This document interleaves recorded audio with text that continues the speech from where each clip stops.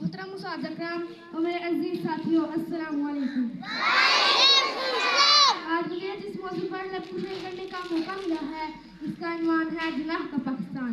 صدر الوقار ایک پوری ماں اپنے دروازے پر بیٹھی تڑپ رہی ہے اور التجا کر رہی ہے کہ خدا را میرے بیٹے کو بچا لو، میرے لگتے جگر کو بچا لو۔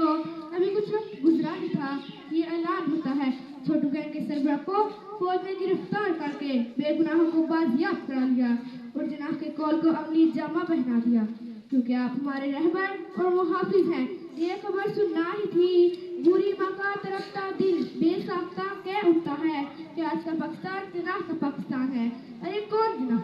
وہ جناح جو بچوں سے کہتے تھے علم تلوار سے بھی زیادہ طاقتور ہے، اور آج غریب اور مزدور بچوں نے سڑک کنارے کھولے کے اسکولوں میں تعلیم حاصل کر کے یہ ثابت کیا کہ آج کا پاکستان جناح کا پاکستان ہے۔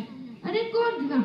وہ جناح جو ارے کون جناح؟ وہ جناح جو کہتے تھے کہ مردوں کے لیے عورتیں بھی آگے بڑھیں، اور آج ان عورتوں نے انٹرنیشنل قدم رکھ کے ایشیا کی تیز رفتار لڑکی بن کر ایک جہاز اڑا کر یہ ثابت کیا کہ آج کا پاکستان جناح کا پاکستان ہے۔ ارے کون جناح؟